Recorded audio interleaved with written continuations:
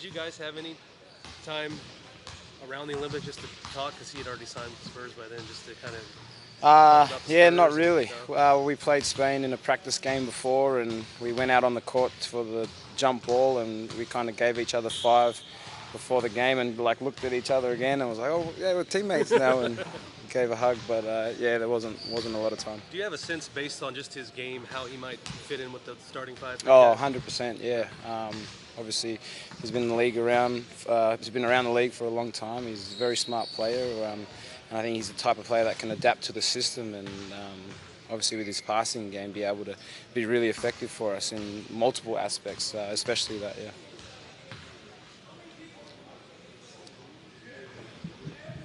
And what are the early practices like without Tim? And he's not having his presence around here. Yeah, it's obviously different, I guess. But I think the onus is up to the rest of the guys that have been here for a while now to be able to follow in his legacy that he's built here, you know. He set the bar, the standard very high for us, and you know, for us to make him walk away from this very comfortably, it's, you know, to know that we've got this and we can, you know, lead everyone else and lead everyone in the right way and right path, to know that this is the Spurs culture and this is what he had built for so long. So you know, the first few practices is all about getting everyone to buy into the system, buy into the culture and this organisation, and let them know what this, you know, what this Spurs culture is all about. Yeah. Aside from on the floor, what do you miss most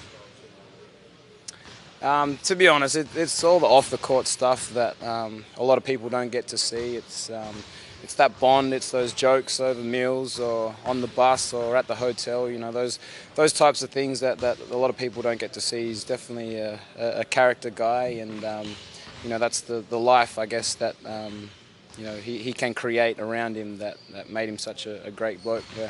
How do you think your Olympic performance carry over into this year? Yeah, I think it's crucial for me to you know, have that transition into here, and you know, I think it's just working out, me growing as a player, growing as a point guard, and understanding my strengths and what the best way is to fit into this team, for us to be a better group, you know. And I think what I've learned from Tim especially, and obviously being with the national team, is my leadership abilities and skills. And you know, the first practice here today at training camp is being able to lead the younger guys and lead the newer guys to understand this system. So it's definitely a challenge, but a fun one that I'm definitely excited to get on with. Oh, sorry. Every year that he's been here, you guys have seen Kawhi take another step year by year, add something to his game. Last year, he's one of the best three-point shooters in the league.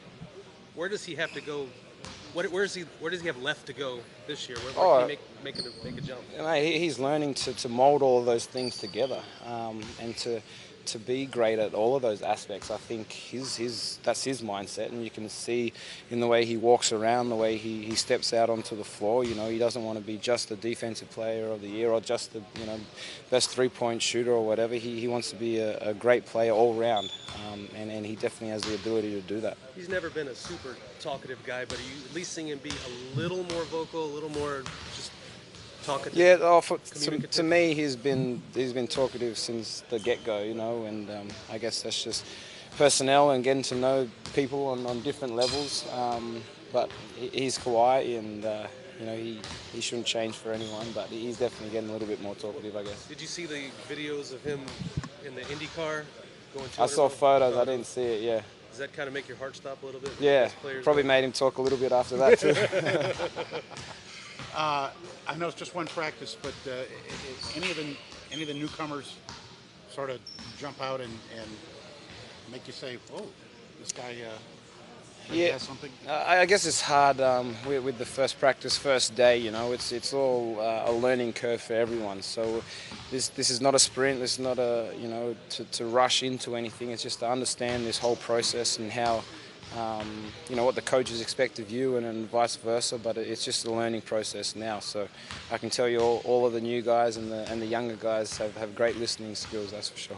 What are your thoughts on this bench that you're a part of? It's kind of remade, you and Manu, and then a lot of new faces in there to get used to. Yeah, it is. It's like I said, it's a challenge, but for us, it's to be able to get that group onto the same page, so we all understand and know what we expect out of each other. But just from the first practice, it's an exciting group. I think we can, you just get everyone on the same page and learn the offense, learn the defense, and we go from there. But it's exciting. It seemed like with that group the last couple of years, there was almost some ESP between you guys having played together for so long.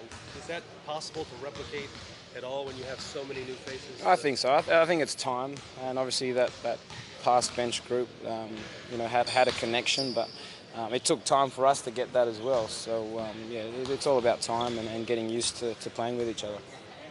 You had a tough playoff series in Oklahoma City. How do you bounce back from that?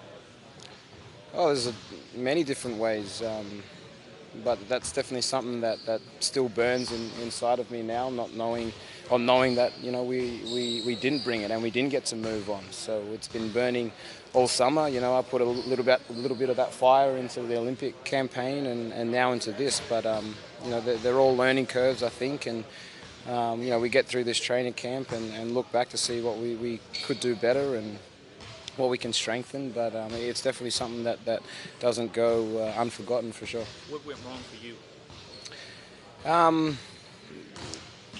There was a lot of things that went wrong, but it's it's the playoffs, and I think for them they just came out a lot stronger, harder, and smarter than what we did. And you got to be ready for that. It's the playoffs, and if you get down to the nitty-gritty things, it's NBA playoffs. Yeah. Different feeling for you not having Boris around, the guy. Oh yeah, definitely. It's always going to be different not having him around, but we'll see him a couple of times during the year. But like I said, I think it's a great opportunity for us as leaders that have been here for a few years now to be able to lead these groups now that guys like that are not here. But we'll definitely miss them. Yeah. What do you think Kyle and Jonathan are going to provide? Obviously, they're probably going to be called upon more. Yeah, I think that transition between the newer, younger guys and the guys that have been here for a while. They've been here for a little bit now. They know the system. They know what's expected of them. And I think they're the type of players that they're combining their smarts, their basketball IQ with their talent, which is not easy to do, but they're getting the gist of that. And once they do, they'll both succeed, and they both have the potential to do both of that. So just like Kawhi, I think those guys are fun to be able to watch their development and see how far they can go. Is there a difference for you personally between what you're asked to do in an Olympic setting and what you're asked to do in a Spurs setting? Yeah, it's definitely different, and I've learnt that over the years. But that's, I guess, a professional player of being able to adapt and adjust on the fly. And this is just another example. But in saying that, you can't forget who you are as a player and what your strengths are to bring to this team. But it's interesting how you can make the puzzle fit, I guess. So how is it different, if you could put that in a I think with the national team, I'm just more of a I'm a leader, a point guard, and I guess it's a different culture in that sense. With the Australian team, it comes more naturally. This Spurs culture definitely is heading in that direction. Obviously, with these newer and younger guys, we've got to try and get around them a bit more. But I think that's what the Spurs culture is all about, having that that attitude, I guess, of team and togetherness and understanding that this group has to move forward together and not any pieces left out.